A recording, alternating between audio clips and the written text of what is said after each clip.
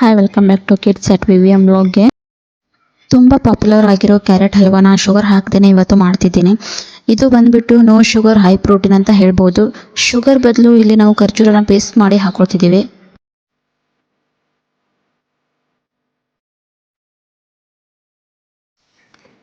ಬಿಸಿ ಇರೋ ಬಾಣಲೆಗೆ ನಾವು ಸ್ವಲ್ಪ ತುಪ್ಪ ಹಾಕಿಬಿಟ್ಟು ಅದರಲ್ಲಿ ಡ್ರೈ ಫ್ರೂಟ್ಸ್ನೆಲ್ಲ ರೋಸ್ಟ್ ಮಾಡಬೇಕು.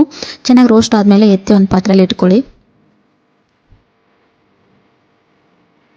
ಅದೇ ಬಾಣಲೆಗೆ ನಾವು ಇವಾಗ ಕ್ಯಾರೆಟ್ ತುರಿನ ಆ್ಯಡ್ ಮಾಡ್ಕೊತಾ ಇದ್ವಿ. ಕ್ಯಾರೆಟ್ ತುರಿನ ಚೆನ್ನಾಗಿ ರೋಸ್ಟ್ ಮಾಡಬೇಕಾಗುತ್ತೆ. ಇಲ್ಲಿ ಈ ರೋಸ್ಟ್ ಆದ ಕ್ಯಾರೆಟ್ ತುರಿನ ಒಂದು ಪಾತ್ರೆಯಲ್ಲಿ ಎತ್ತಿಟ್ಕೊಳ್ಳೋಣ.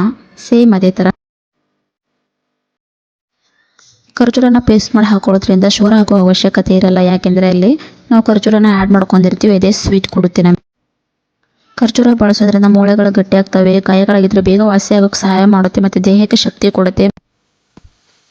ಕ್ಯಾರೆಟ್ ತುರಿ ತೆಗೆದಾದ್ಮೇಲೆ ಅದೇ ಬಾಣಲೆಗೆ 1 ಸ್ಪೂನ್ ಆಗೋಷ್ಟು ತುಪ್ಪನ ಹಾಕಿಬಿಟ್ಟು ಇಲ್ಲಿ ಖರ್ಜೂರನ ಪೇಸ್ಟ್ ಮಾಡಿ ಹಾಕಿ ಅದನ್ನು ಕೂಡ ಚೆನ್ನಾಗಿ ರೋಸ್ಟ್ ಮಾಡ್ಕೊಳ್ಬೇಕು. ಇವಾಗ ಮಕ್ಕಳು ಹೇಗಂದರೆ ಸೀಡ್ಸ್ ಎಲ್ಲ ಸಿಕ್ಕಾಕೊಳ್ಳುತ್ತೆ ಅಂತ ಹೇಳಿ ಭಯ ಪಡ್ತಾ ಇರ್ತಾರಲ್ವ, ಆ ಮಕ್ಕಳಿಗೆ ಇದು ತುಂಬ ಇಷ್ಟ ಆಗಿ ತಿಂತಾರೆ. ಸಾಮಾನ್ಯರು ಕೂಡ ಯಾವುದೇ ಪ್ರಾಬ್ಲಮ್ ಇರಲ್ಲ, ಸೀಡ್ಸ್ ತೆಗೆದಿರೋದ್ರಿಂದ ಭಯ ಇರಲ್ಲ ಇದರಲ್ಲಿ. ಹಾಗಾಗಿ ಇದೊಂದು ಟ್ರೈ ಮಾಡೋಣ ಅಂತ ಹೇಳ್ಬಿಟ್ಟು ನನ್ನ ಮಗನ ಬರ್ತ್ಡೇಗೆ ನಾನು ಇದನ್ನ ಟ್ರೈ ಮಾಡಿದ್ದು. ತುಂಬ ಚೆನ್ನಾಗಿ ಬಂತು.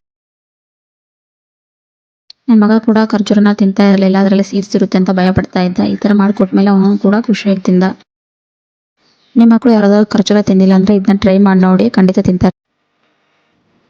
ಖರ್ಜೂರನ ತೆಗೆದುಬಿಟ್ಟು ಅದೇ ಬಾಣಲೆಗೆ ಕ್ಯಾರೆಟ್ ತುರಿದಿರ್ತೀವಲ್ಲ ಅದನ್ನ ಹಾಕಿ ಸಮ ಪ್ರಮಾಣದಲ್ಲಿ ಮಿಲ್ಕ್ ತೊಗೋಬೇಕು. ಕ್ಯಾರೆಟ್ ಎಷ್ಟು ತೊಗೊಂಡಿರ್ತೀವೋ ಅದೇ ಪ್ರಮಾಣದಲ್ಲಿ ಮಿಲ್ಕ್ನ ತೊಗೊಂಡು ಆ್ಯಡ್ ಮಾಡಿ ಚೆನ್ನಾಗಿ ಕುದಿ ಬರಬೇಕು. ಅದು ಕುದ್ದಾದ ನಂತರ ಅದಕ್ಕೆ ನಾವು ಇವಾಗ ಖರ್ಜೂರ ಪೇಸ್ಟ್ನ ಸೇರಿಸ್ಬೇಕಾಗುತ್ತೆ.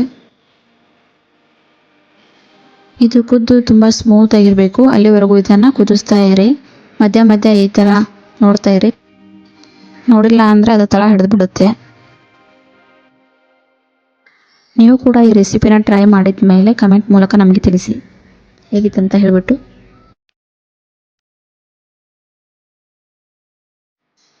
ಈಗ ಚೆನ್ನಾಗಿ ಎಲ್ಲ ಬಂದಿದೆ. ಇದಕ್ಕೆ ನಾವು ಖರ್ಜೂರದ ಪೇಸ್ಟ್ನ ಆ್ಯಡ್ ಮಾಡ್ಕೊಳ್ಳೋಣ. 1-2 ನಿಮಿಷ ಈ ಥರ ಮಿಕ್ಸ್ ಮಾಡ್ತಾ ಇರಿ.